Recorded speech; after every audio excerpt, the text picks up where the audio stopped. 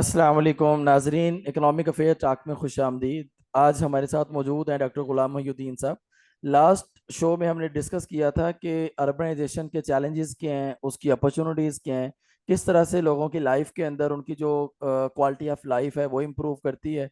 लोगों को फैसिलिटीज़ मिलती हैं, अच्छा इंफ्रास्ट्रक्चर मिल जाता है, हेल्थ की अच्छी फैसिलिटीज़ मिल जाती हैं जो कि बैकवर्ड एरियाज़ के अंदर अवेलेबल नहीं होती। तो इसी तरह से इसी से रिलेटेड एक बहुत बड़ा चैलेंज है कि जब हम प्राइवेट सोसाइटीज़ को अलाउ करते हैं, चूँकि हमारा कोई बहुत बड़ा प्लान तो है नहीं जो अगले 30-40 साल का जैसे डेवलप कंट्रीज़ का प्लान होता है, एजेंडा 2040, 2045, 2035। तो हमारा तो हार्डली 3-4 साल की गवर्नमेंट होती है और उसके अंदर भी 2-3-4 दफ़ा प्लान चेंज हो जाता है। तो हम बात करते हैं कि किस तरह से हमारी जो ज़रखेज़ ज़मीन है, फर्टाइल लैंड है, उसको हम अपनी सोसाइटीज़ में कन्वर्ट करते जा रहे हैं और उसकी वजह से फूड सिक्योरिटी के इश्यूज फ्यूचर के अंदर जो है वो आ सकते हैं। तो डॉक्टर साहब अस्सलाम वालेकुम। जी वालेकुम अस्सलाम। अच्छा डॉक्टर साहब, ये थैंक यू फूड आप सिक्योर सब आपका इनवाइट करने का सर, फूड सिक्योरिटी का आपको क्या लगता है कि एक चैलेंज उसको आप अगले 5-10 सालों में कैसे देखते हैं कि ये जो चैलेंज आएगा? एक तो थोड़ा सा बता दें कि चैलेंज आपके ख्याल में ये आ भी सकता है कि नहीं, और दूसरे नंबर पे अगर ये आता है तो उसको हम ओवरकम या उसके लिए प्लानिंग कैसे कर सकते हैं अभी से? जी थैंक यू। सबसे पहले अगर हम बात करें डेटा ड्रिवन या एविडेंस बेस्ड प्लानिंग और एविडेंस बेस्ड इनसाइट और conclusion regarding food security challenges due to urbanisation, तो उसमें हमें डेटा पे अगर बात करें, हमने आई थिंक 2018-19 में एक अर्बन यूनिट में डेटा कलेक्ट किया था। यही चीज़ है कि इतना अर्बनाइजेशन की वजह से या रैपिड हैफेजेड ग्रोथ ऑफ ये हाउसिंग सोसाइटीज एग्रीकल्चर सेक्टर या फूड सिक्योरिटी के लिए कोई चैलेंज। तो हमने लास्ट 20 या 10 ईयर का जो एग्रीकल्चर प्रोडक्शन का डेटा लिया, हमारी स्टेपल फूड्स का डेटा लिया, फूड ग्रेन्स का, तो उसमें ये शो हुआ था कि उसमें कोई सडन या कोई अ, बहुत बड़ी अमाउंट का इम्पैक्ट हमारे एग्रीकल्चर प्रोडक्शन पे कोई नजर नहीं आया।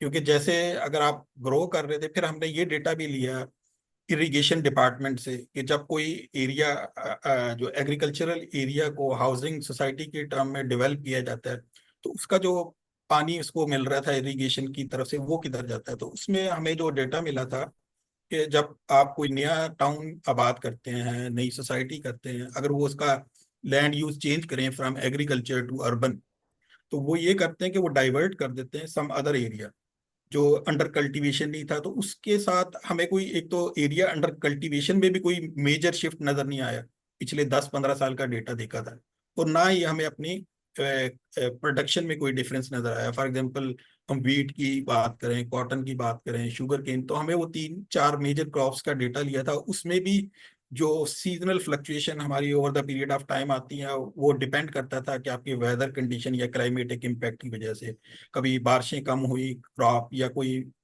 फ्लडिंग की वजह से क्रॉप का डैमेज हुआ। उसके अलावा हमें अर्बनाइजेशन का कोई डायरेक्ट लिंक नजर नजर नहीं आया था कि इसमें हमें कोई नेगेटिव इम्पैक्ट आया हो एरिया अंडर कल्टीवेशन पे या अच्छा क्रॉप डॉक्टर की साहब, ग्रोथ पे। अगर फर्ज करें मैं गुजरांवाला की बात करूँ ना, तो गुजरांवाला के अंदर गुजरांवाला एक ऐसा डिवीजन है जिससे पूरी दुनिया में हम चावल एक्सपोर्ट करते हैं। और यहाँ का हम्म। चावल नारोवाल, डस्का, सियालकोट, गुजरांवाला का चावल फेमस है।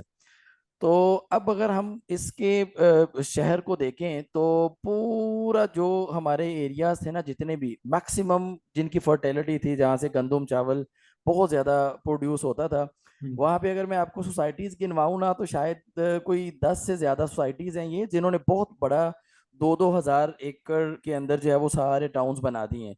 अब वो पूरा जो रेडियस है ना उसके अंदर समझ लें कि अभी तो प्लाट्स खाली हैं, लेकिन वहाँ पे अब एग्रीकल्चर प्रोडक्शन नहीं है। तो अगर हम डेटा की बात करें तो आपको पता है कि गवर्नमेंट जो हमारे यहाँ डेटा लेती है, इधर भी एक एग्रीकल्चर डिपार्टमेंट है, जो वो डेटा लेते हैं वो इतना रिच डेटा ही नहीं होता।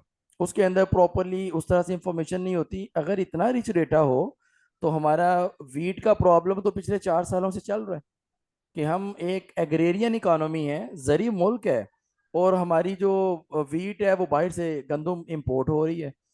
अगरचे उसके अंदर हम मिस मैनेजमेंट या कोई और प्रॉब्लम्स भी हैं, लेकिन उसके साथ साथ ये वाले चैलेंजेस भी हैं कि हमारी ओवरऑल वो प्रोडक्टिविटी नहीं रही जो कि देखें 5,000 एकड़ वो है, अगर मैं गुजरांवाला की फर्ज करें बात करूं कि 20,000 एकड़ जमीन है जहाँ पे प्रोडक्शन होती है एग्रीकल्चर की, उसमें से 10,000 एकड़ कम हो गया है।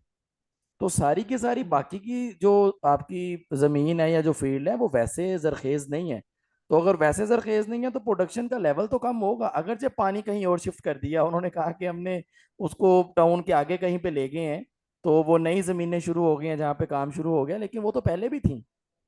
तो फिर एक्स्ट्रा। जी। जी।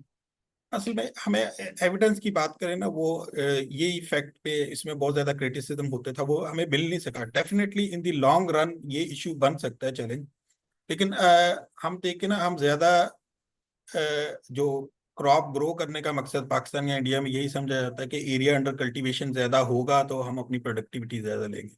अब जो अगर ओवरऑल वर्ल्ड की बात करें उसकी, मैंने शायद पिछले भी में भी बात की थी, वैल्यू एडेड पर वर्कर अगर हम एग्रीकल्चर जी। का देखें तो वो स्टैग्नेंट है।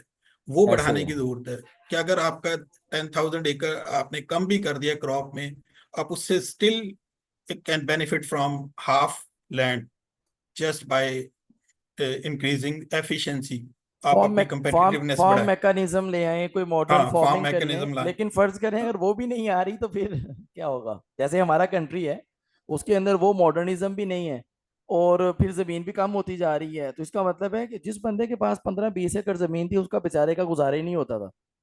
और हम्म, वैसे अगर आप देखें कि यही अगर हम डेवलप कंट्रीज की बात करें तो 2 एकड़ जमीन से वो पूरा पूरा साल लोग उसको इन्वायरमेंटल कंट्रोल करने के बढ़िया। लिए ग्रीन हाउसेज और वो इस तरह की टेक्निक यूज करते हैं कि उनकी प्रोडक्शन भी बढ़ती जा रही है और एक्सपेंडिचर्स भी कम हो रहे हैं। हमारे यहाँ तो ये भी जी। मसला है, और एक ही टाइम पे लोग तीन तीन चीजें उगा रहे हैं। वो हम्म, उसकी नेटवर्किंग ऐसे की हुई है, नीचे कुछ और उगाया हुआ है, ऊपर कुछ और जो है वो प्रोड्यूस हो रहा है। तो अब जी। ये मैं चैलेंजेस। यही यही मैं कहना चाह रहा हूँ कि हम उसके जरिए भी कर सकते हैं। फूड सिक्योरिटी का चैलेंज हमारा ये कि हम एग्रीकल्चर को डेवलप नहीं कर पा रहे।